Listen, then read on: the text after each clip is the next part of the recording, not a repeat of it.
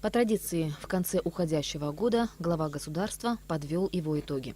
Открывая пресс-конференцию, Рауль Хаджимба подчеркнул, что есть много наболевших вопросов, которые волнуют все общество. Президент выразил готовность откровенно ответить на все вопросы журналистов. Много вопросов, которые решались, многие дались, но есть вопросы, которые, к сожалению, из года в год переходят как сложные проблемы, которые не просто решить. Есть определенные задачи, которые стоят перед государством, перед обществом. Есть задачи, которые мы решаем самостоятельно. Есть задачи, которые решаются в контексте взаимосвязи с нашим главным стратегическим партнером Российской Федерации. Несомненно, вы не могли бы не видеть и невозможно обойти те сложные процессы, те трудности, которые имелись в этом году, которые уходят. И хотелось бы, чтобы все эти трудности, конечно, были бы позади. Никто не обольщается, что сразу все эти вопросы будут сняты, и что 2018 год будет самым лучшим, но хотелось бы, чтобы стало лучше. Да, непросто.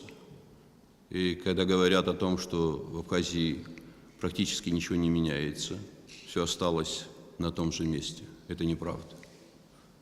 Если вы заметили, значительное количество изменений в самой структуре Кабинета министров, по личностям, имели место быть. И делается это для того, чтобы найти ту оптимальную возможность для решения задач, которые стоят перед нашим государством.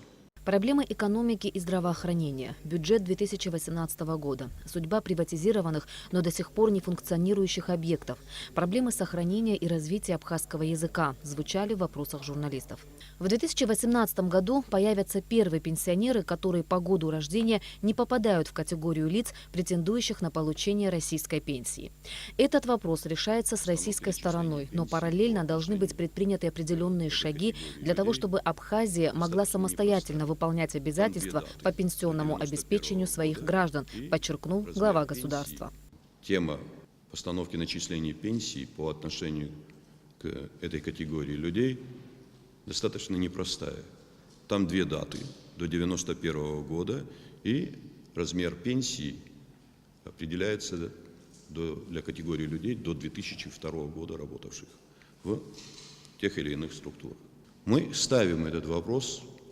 Мы обсуждали эту тему. Российская сторона готова с нами на эту тему разговаривать. Я думаю, что будут определенные подвижки в этом вопросе.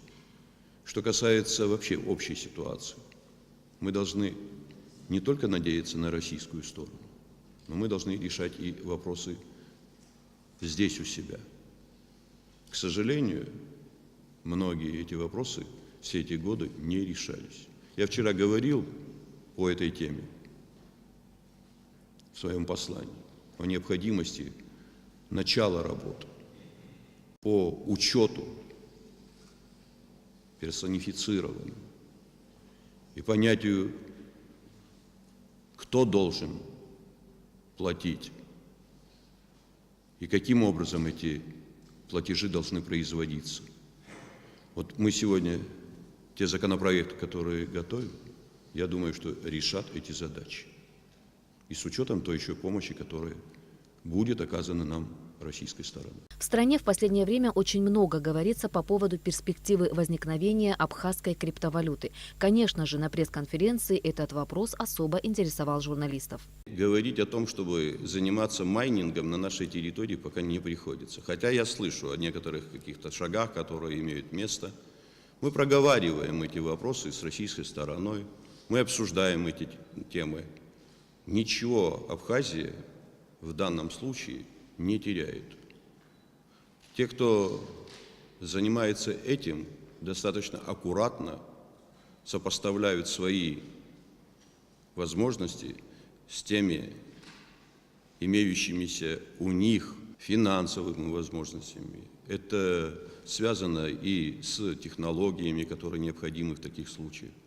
Поэтому мы только зондируем, мы только пытаемся выстроить отношения с теми, кто готов в этом направлении работать с нами. нужна соответствующая правовая база. Эта тема достаточно интересная, но сложная. Но от сложности мы не собираемся уходить и будем изучать, будем готовить материалы. Журналисты спрашивали о целевом и прозрачном расходовании средств из резервного фонда президента. В частности, именно этот пункт бюджета 2018 года вызвал наибольшее обсуждение на заседании сессии парламента Абхазии. Что касается резервного фонда, хочу быть с вами открытым. До нашего прихода во власть этот объем средств в бюджете почему-то не был виден. И мы впервые его включили в бюджет и открыто продемонстрировали, что есть возможности, которые предоставляются Российской Федерации. Правильно было вчера сказано, сейчас только главное, чтобы опять не интерпретировали, анклава. Нужно создавать свои резервы, чтобы не было никаких вопросов потом к теме использования этих финансовых средств. Никуда эти деньги никто в карман не положил. Если у кого-то возникают какие-то вопросы о правильности их использования, у нас есть контрольная палата. Все материалы контрольной палаты отправляются в Генеральную прокуратуру. Если у них там возникнут вопросы, то мы готовы ответить на все поставленные, я еще раз говорю, вопросы, которые будут иметь место. Резервный фонд президента открыт, и то, что касается дополнительных средств, о которых вчера обсуждали, это мое обращение было к руководству России. И это не для того, чтобы создать мне какие-то дополнительные возможности, а для того, чтобы решить задачи, которые связаны с темой того же села Приморское и многих других направлений, которые, к сожалению, не были заложены в наш бюджет.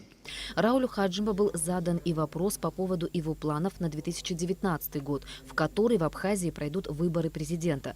А также главу государства попросили прокомментировать информацию, появившуюся в некоторых СМИ по поводу создания совместной команды с Александром Анкваб.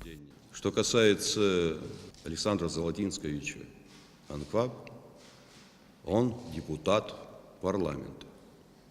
И я, как и с остальными, имею возможность говорить по всем тем вопросам, которые интересны и необходимы для обсуждения. Говорить о каких-то еще дальнейших перспективах, я думаю, просто не к месту и не ко времени. Но говорить нужно со всеми.